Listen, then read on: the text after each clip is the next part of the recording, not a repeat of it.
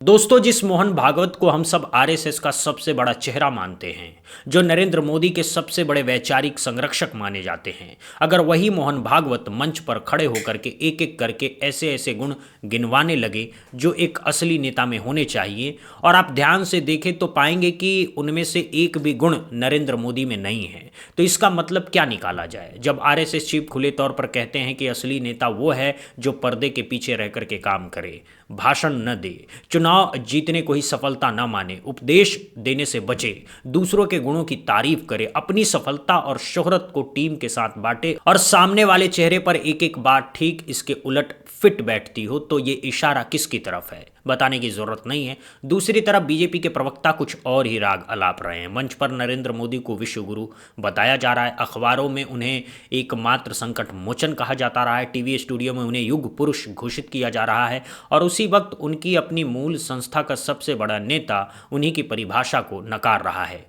ये जो टकराव है, ये जो दिन रात का फर्क है, ये मामूली चीज नहीं है। बीजेपी और आरएसएस के बयानों में जो खाई अब दिखनी शुरू हुई है वो अब छुपाए नहीं छुप रही है। एक कह रहा है दिन है, दूसरा कह रहा है रात है।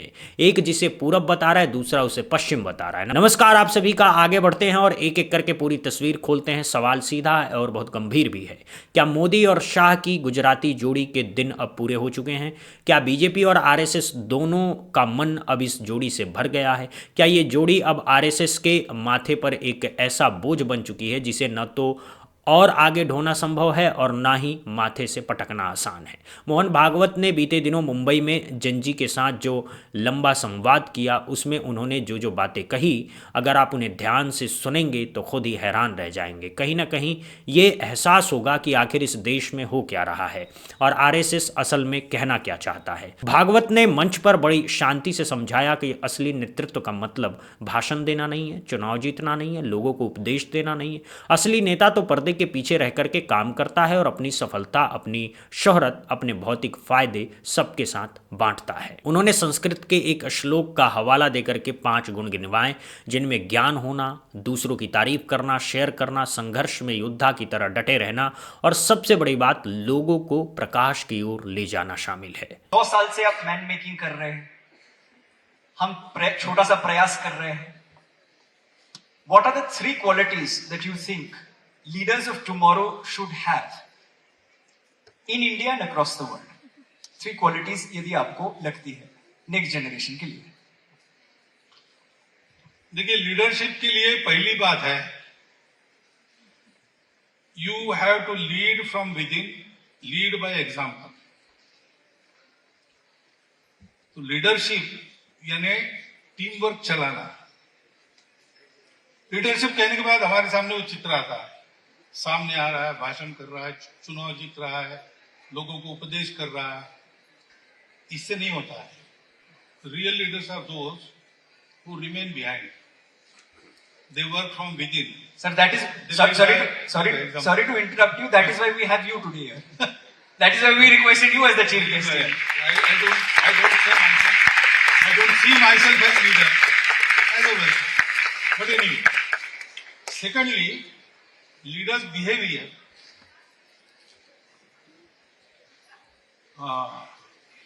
There are 5 qualities.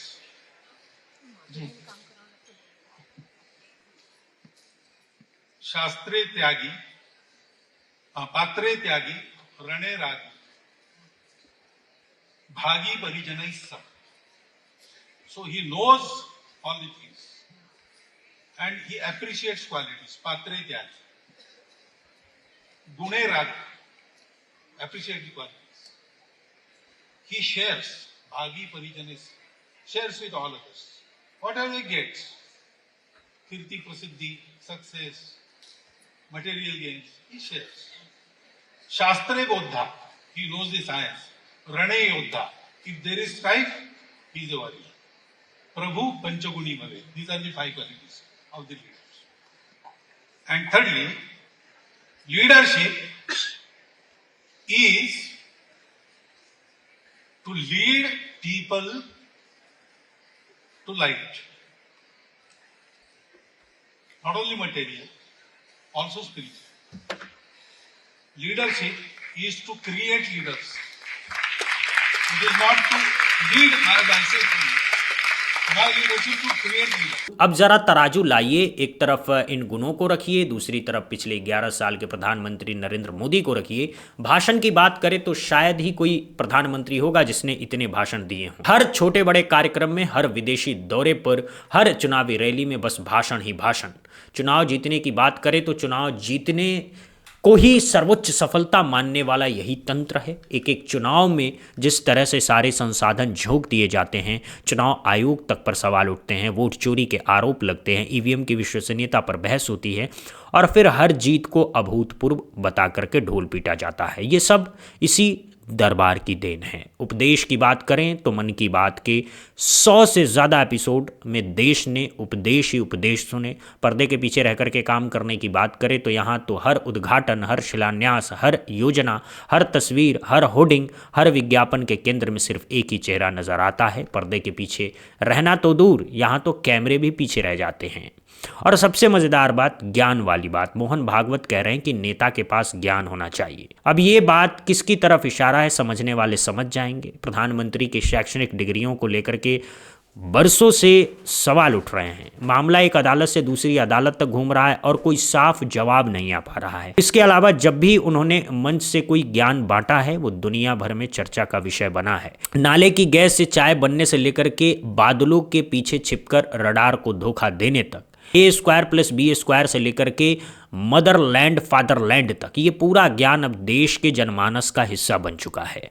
तो जब मोहन भागवत मंच से ज्ञान की बात करते हैं तो साफ है कि निशाना कहाँ है। दूसरों के गुणों की तारीफ करने वाली बात तो और भी गहरी है। इस जोड़ी की एक खास पहचान यही रही कि अपने आसपास ऐसे लोगों को इकट्ठा किया जाता है जिनकी अपनी कोई राजनीतिक जमीन न हो, अपनी कोई स्वतंत्र पहचान न हो, अपनी कोई विचारधारा न हो, सिर्फ जी हुजूरी करने वाले, हाँ में हाँ मिलाने वाले लोग हों।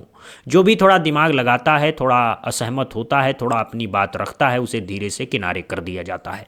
पार्टी में एक से बढ़कर के एक उदाहरण मौजूद हैं। लाल कृष्ण आडवाणी से लेकर के मुरली मनोहर जोशी तक, नितिन गडकरी से लेकर के वसुंधरा राजे तक, राजनाथ सिंह से लेकर के शिवराज सिंह चौहान तक, सबका हश्र सामने है। तो जब भागवत कहते हैं कि नेता के दूसरों के गुण अप्रिशिएट करने चाहिए, तो ये सीधे उस संस्कृति पर तमाचा है जो पिछले 11 साल से चल रहा है। सफलता और शोहरत बांटने की बात, जिस पार्टी में एक ही चेहरा हर पोस्टर पर छाता हो, जिस सरकार में एक ही व्यक्ति के नाम पर सारी योजनाएं जानी जाती हो, जिस शासन में मंत्रियों को भी अपने मंत्रालय की उपलब्धियों का श्रेय लेने की इजाज़त नहीं हो, वहाँ शोहरत बांटने की बात एक व्यंग से ज़्यादा कुछ भी नहीं। अब आते हैं जंजी और छात्र आंदोलन वाले हिस्से पर। यहाँ तो मोहन भागवत ने ऐसा पलटी मारा है कि आप हैरान रह जाएंगे। कल तक इनकी ही टीम के लोग, इनके ही पालक पोषक जंतर मंतर पर बैठे बच्चों को देशद्रोही कह रहे थे, आतंकी कह रहे थे, पंचर पुत्र कह रहे थे, ताला बनाने वालों की संतान कह रहे थे। एक कथाकथित बड़े नेता ने तो सार्वजनिक मंच से बच्चियों को चरित्रहीन, बाजारू तक कह डाला था और यहाँ तक कह डाला कि इनका तो सामूहिक बलात्कार होना चाहिए। इतनी घिनौनी बात एक जिम्मेदार पद पर बैठे आदमी के मुंह से निकली और आरएसएस बीजेपी से किसी ने एक शब्द भी नहीं कहा। कोई निंदा नहीं, कोई कार्रवाई नहीं, कोई माफ़ी नहीं। और अब वही मोहन भागवत मंच पर खड़े होकर के कह रहे हैं कि जंजी की नाराजगी असली है, सही है। आंदोलन भी संवाद का एक तरीका है। ये बच्चे देशद्रोही नहीं हैं, ये तो हमारी अपनी अगली पीढ़ी है। ये पूरा यू टर्न देख करके सिर्फ एक ही सवाल दिमाग में आता है कि आरएसएस के लोग खुद को हद से ज़्यादा चालू पुर्जा समझते हैं या फिर देश की जनता को अव्वल दर्जे का बेवकूफ़ समझते हैं।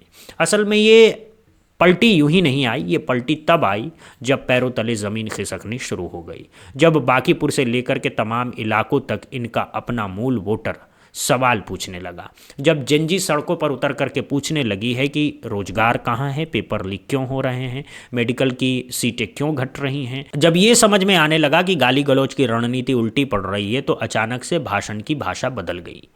कल तक जो बच्चे देश विरोधी थे, आज वो जंजी हमारी अपनी पढ़ी लिखी पीढ़ी बन गई है। कल तक जो आंदोलन असंवैधानिक था, आज वो संवाद का बेहतरीन तरीका बन गया है। ये सिर्फ भाषा का बदलाव नहीं है, ये डर का सबूत है, ये घबराहट का इजहार है। भागवत ने एक बात और कही जो बहुत गौर करने वाली है। उन्होंने कहा कि आंदोलन का उद्देश्य सहमति और सुधार होना चाहिए, समाज को बांटना नहीं। बहुत खूब। अब सवाल यह है कि जंतर मंतर वाले आंदोलन को बांटने की कोशिश आखिर कौन कर रहा था। वहाँ बच्चे रोजगार मांग रहे थे, परीक्षाओं में पारदर्शिता मांग रहे थे, अपने भविष्य की बात कर रहे थे, लेकिन बीजेपी और संघ का पूरा तंत्र वहाँ हिंदू मुस्लिम कार्ड खेलने में लगा था। खाना बांटने वाले जुनैद जैसे मुस्लिम व्यक्ति को टारगेट किया गया, उसे संदिग्ध बताया गया, उसकी तस्वीरें वायरल की गई, यानी बच्चों के आंदोलन को धार्मिक रंग देने की पूरी कोशिश की गई। तो समाज को बांटने का काम आखिर कौन कर रहा था? जब पायलट गन के सवाल पर भागवत से पूछा गया तो वो कहने लगे कि उनके पास पूरी प्रमाणिक जानकारी नहीं है कि जिम्मेदार कौन था। ये बात सुनकर के बहुत हैरानी होती है। तमाम रिपोर्ट्स आ चुकी है, वीडियो मौजूद हैं, भुक्तभोगी सामने हैं। एक पत्रकार को पैलेट गन का छर्रा लगा है। एक युवक जिसने राहुल गांधी के साथ प्रेस कॉन्फ्रेंस भी की, उसकी आंख की रोशनी खतरे में है। और आरएसएस चीफ कहते हैं कि उनके पास पूरी जानकारी नहीं है। ये जानकारी न होना अपने आप में एक बहुत बड़ा जवाब है। अगर आप सच में बच्चों की परवाह करते तो सबसे पहले ये जानकारी जुटाते, लेकिन आपकी दिलचस्पी जिम्मेदारी तय करने में है ही नहीं। आपकी दिलचस्पी बस भाषण देने में है, बस सफ़ेद पोश भाषा बोलने में है। शिक्षा के मुद्दे पर भी उन्होंने बहुत ऊंची बातें कहा कि शिक्षा कारोबार नहीं बननी चाहिए, फीस कम होना चाहिए, शिक्षकों का प्रशिक्षण होना चाहिए, स्कूलों की बुनियादी सुविधाएं ठीक होनी चाहिए और सरकारी खर्च जीडीपी का 6% होना चाहिए। भागवत जी, ये मांग किससे कर रहे हैं आप? 11 साल से केंद्र में आपकी अपनी सरकार है, आप ही की विचारधारा के लोग शिक्षा मंत्री हैं और आज भी हैं। किसने रोका था 6% खर्च करने से? मनमोहन सिंह की सरकार ने तो लगभग 4% तक खर्च किया था। आपकी सरकार ने उल्टे इसे घटा करके 2-2.5% पर ला दिया है। 94,000 सरकारी स्कूल बंद कर दिए गए। इलाहाबाद यूनिवर्सिटी जैसी ऐतिहासिक जगहों पर सीटें कम कर दी गई, हॉस्टल बंद कर दिए गए, फीस कई गुना बढ़ा दी गई। ये सब आपकी अपनी सरकार ने किया। तो अब मांग करने का ढोंग क्यों? जब मांग करनी थी तब अपनी सरकार से करते। सरकार से करने की जगह अब आप मंच से भाषण दे रहे हैं। ये भाषण किसके लिए है? ये जनता को दिखाने का ढोंग है कि देखो हम तो शिक्षा के हितैषी हैं। लेकिन असली कहानी बिल्कुल अलग है। असल में सरकारी शिक्षा को जानबूझ करके बर्बाद किया जा रहा है ताकि छात्र मजबूरी में प्राइवेट यूनिवर्सिटी की तरफ जाएं। और प्राइवेट यूनिवर्सिटियां किसकी है? ज़्यादातर या तो बीजेपी आरएसएस से जुड़े लोगों की है या फिर इनके करीबी बिजनेस घरानों की है। यानी एक तरफ सरकारी संस्थाओं की गर्दन दबाई जा रही है, दूसरी तरफ प्राइवेट संस्थाओं का धंधा फुलाया जा रहा है। ये पूरा सिंडिकेट है जो एक साथ काम कर रहा है और मंच से भाषण दे करके इस सिंडिकेट को छुपाया जा रहा है। बेरोजगारी पर उनकी टिप्पणियां भी बड़ी दिलचस्प रही। कहा कि बेरोजगारी सिर्फ सरकार की जिम्मेदारी नहीं है, युवाओं को सरकारी नौकरी के साथ साथ स्वरोजगार पर भी ध्यान देना चाहिए। ये भी एक पुराना बहाना है। जब जवाब नहीं होता तो गेंद युवाओं के पाले में डाल दी जाती है। बच्चे मांग क्या कर रहे थे? बच्चे मांग क्या कर रहे थे? वो सिर्फ सरकारी नौकरी की मांग तो नहीं कर रहे थे। नीट का पेपर लीक तो कोई सरकारी नौकरी की परीक्षा नहीं थी। यूजीसी नेट के परीक्षा में जो घोटाला हुआ वो कोई सरकारी नौकरी की परीक्षा नहीं थी। एक के बाद एक परीक्षा में जो लूटपाट हो रही है, जो पेपर बाहर बिक रहे हैं, जो लाखों बच्चों का भविष्य दांव पर लगा है, कौड़े तलने की सलाह से काम चलेगा क्या? इस बीच जो सबसे बड़ी बात नज़र आ रही है वो ये है कि प्रधानमंत्री मोदी और गृहमंत्री अमित शाह दोनों संसद से लगातार गायब हैं। मॉनसून सत्र चल रहा है, विपक्ष सवाल पूछ रहा है, देश जवाब मांग रहा है, लेकिन जिन दोनों के कंधों पर सारा सिस्टम टिका है वो दोनों नदारत हैं। कांग्रेस सांसद प्रियंका गांधी वाड्रा से लेकर के पवन खेड़ा तक और आरजेडी के मनोज झा तक सब यही सवाल पूछ रहे हैं कि आखिर गृहमंत्री कहाँ है, प्रधानमंत्री कहाँ है, पैलेट गन पर बयान क्यों नहीं आ रहा है, चंदा चोरी पर बयान क्यों नहीं आ रहा है, प्रयागराज में क्या हुआ इस पर बयान क्यों नहीं आ रहा है। आखिरकार राहुल गांधी को परमिशन देनी पड़ गई। राहुल गांधी को परमिशन देनी पड़ गई। सॉरी, परमिशन हाँ, क्यों रद्द की गई, क्यों दे दी गई? वो तो आप उनसे पूछेंगे ना, मुझे क्या मालूम क्यों रद्द की। ऑब्वियसली वो डर रहे हैं, वो नहीं करवाना चाह रहे हैं। प्रोग्राम हमेशा करते हैं और ये यूपी में तो ये हमेशा होता है। हमारे साथ तो जब मैं यूपी में थी तो हर चीज़ के लिए परमिशन नहीं मिलता था तो नजरबंद कर लेते थे। तो ये तो उनका तरीका है। क्या आपको लगता है सदन में आएंगे गृहमंत्री? आप लोग 4 दिन बचे हैं सदन में। लगता तो नहीं है, मुझे लगता है कि वो आने से डर रहे हैं, किसी वजह से नहीं आ रहे हैं। आना चाहिए, जवाब देना चाहिए, स्टेटमेंट देना चाहिए। इसमें क्या बात है? कुछ हुआ है, गलत हुआ है तो जिम्मेदारी लीजिए। कौन है? मोहन भागवत है यहाँ का मेंबर? फिर क्यों उसके बारे में हम सुबह सुबह टाइम वेस्ट करें? होम मिनिस्टर यहाँ आ रहा है या नहीं आ रहा है ये बताइए, प्राइम मिनिस्टर यहाँ आ रहे हैं या नहीं आ रहे ये बताइए, चंदा चोरी पे कोई बयान देंगे या नहीं देंगे ये बताइए, पैलेट गन्स पे यहाँ आकर बयान देंगे या नहीं देंगे ये बताइए। ये लफाजी, ये ढोंग, इस पे बारे में मुझे बात मत करवा। So what is your stand on FCRA? ये भी कह रहे हैं FCRA पे we have clarified our stand. Venugopal ji has posted and we have our reservations and we've mentioned our reservations. Sir ये सवाल भी उठ रहा है कि क्या राहुल गांधी रांची में बात तो करिए छात्रों से, क्या मिलने भी जाएंगे? हमारी डेलीगेशन गई है, हर चीज राहुल गांधी करेंगे, मोदी कुछ नहीं करेंगे। अमित शाह पार्लियामेंट में भी नहीं आएंगे और आप लोग आके पूछेंगे राहुल जी क्या करेंगे, राहुल जी ये करेंगे, राहुल जी क्या क्या करेंगे, ये बता दीजिए, लिस्ट हमें दे दीजिए मोदी जी से मंगवा के। मोदी जी क्यों नहीं आ रहे पार्लियामेंट में? आज 18वां दिन है, देखा अपने हाउस के अंदर मोदी जी को या अमित शाह को? राहुल जी वहां क्यों नहीं गए, राहुल जी वहां जा रहे हैं नहीं जा रहे, कमाल कर रहे हैं आप लोग। मोहन भागवत जो है, मोहन भागवत जी कह रहे हैं अरे छोड़िए उस आदमी को जो यहाँ का मेंबर नहीं, उसके बारे में क्या बात है, बोलिए। Sir, Rijiju ji also has reached out to Mr. Rahul Gandhi saying there should be smooth functioning of Parliament and there should be. So ask him to bring Home Minister, ask him to bring the Home Minister to the Parliament, ask him to request the Home Minister. Yesterday, the chairman of the Rajya Sabha conveyed the sentiment of the opposition to Mr. Kiran Rijiju. The sentiment was, please bring Amit Shah ji to the House, please ask him to make a statement on the police excesses that took place in the capital and elsewhere in the country. Why doesn't Kiran Rijiju bring him? Ask him to bring him. The House will definitely start functioning smoothly. Prayagraj में जो 8 तारीख को कार्यक्रम है, उसमें कार्यक्रम अभी कोई निर्धारित हुआ है कहाँ पे? हम जाएंगे, कार्यक्रम करेंगे, आप हमारे साथ आएंगे। केंद्रीय के साथ संवाद में बयान आया है, सामने उन्होंने कहा है कि जो छात्र अगर आंदोलनरत हैं वो देश विरोधी नहीं। वो नितिन नवीन जी को समझे कि नहीं समझे यार, अभी आएंगे उनसे पूछ लेना। वायरस बोल रहे थे ना, संदेश पहुंचा कि नहीं? कोई लिमाय साहब हैं, अतुल लिमाय, उन तक पहुंचा कि नहीं? गृह मंत्री तक पहुंचा कि नहीं? पैलेट गन चला था ना यार। गलत जगह सवाल पूछते हैं, सही जगह तक पहुंच ही नहीं पाते हैं। शिक्षा सुधार पर भी बात रखी, आरक्षण के विषय पर भी अपनी बातें रखी हैं। ये हताश व्यक्ति की हताशा दर्शा रही है, पांव के नीचे की जमीन जा चुकी है। झारखंड में छात्र अभी भी आंदोलन। कल भी जो कहा था ना, आज भी कहूँ, झारखंड हो, मध्य प्रदेश हो, बिहार हो, उत्तर प्रदेश हो, हर जगह आप छात्रों को नहीं सुनेंगे ना तो उनको सुना। यानी संसद में मौजूद रहना वो भी निभाई नहीं जा रही है। ये कोई मामूली बात नहीं है, देश के लोकतंत्र का सीधा अपमान है और यही वो पल है जो बताते हैं कि अंदर से ये सरकार टूट चुकी है। बाहर से भले ही 56 इंच के सीने का दावा होता रहे, अंदर की रीढ़ हिल चुकी है। इसीलिए तो मोहन भागवत को खुद मैदान में उतरना पड़ रहा है, इसीलिए तो नेता के गुण गिनाने पड़ रहे हैं, इसीलिए तो जंजी की तारीफ करनी पड़ रही है। ये सब उस असहजता की निशानियाँ हैं जो अब चारों तरफ से घेर रही है। इधर एक बड़ी खबर ये भी है कि प्रयागराज में राहुल गांधी के कार्यक्रम की जो अनुमति पहले रद्द कर दी गई थी वो दोबारा मिल गई है। यानी बीजेपी आरएसएस को एक बार फिर राहुल गांधी के सामने झुकना पड़ा है। पहले सत्ता के दबाव में केपी कॉलेज के प्रबंधक ने अनुमति वापस ले ली थी, लेकिन जब छात्रों का दबाव बढ़ा, जब बच्चों की गूंज तेज हुई तो प्रशासन को पलटी मारनी पड़ी। इससे साफ है कि ये सरकार अब बच्चों के दबाव में झुकने लगी है। अगर बच्चे एकजुट होकर के सामने आते हैं तो सत्ता के पैर उखड़ने लगते हैं। ये लोकतंत्र का असली सौंदर्य है।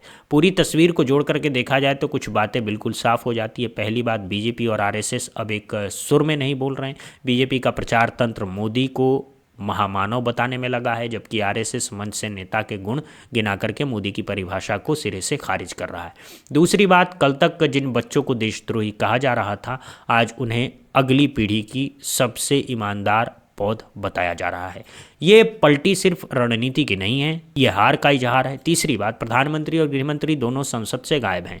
ये सरकार जवाब देने से भाग रही है। चौथी बात, प्रयागराज में झुकने से लेकर के मुंबई में भाषण देने तक हर कदम पर यह साफ हो रहा है कि सत्ता का अहंकार अब दरकने लगा है। तो क्या ये इस्तीफे की तरफ बढ़ता रास्ता है? क्या अमित शाह पर दबाव इतना बढ़ेगा कि उन्हें कुर्सी छोड़नी पड़ेगी? क्या मोदी शाह की गुजराती जोड़ी का ये वो आखिरी दौर है जिसकी शुरुआत अब हो चुकी है? इतिहास गवाह है कि जब सत्ता का अहंकार जनता की एकजुट आवाज़ के सामने खड़ा होता है तो सत्ता को झुकना ही पड़ता है।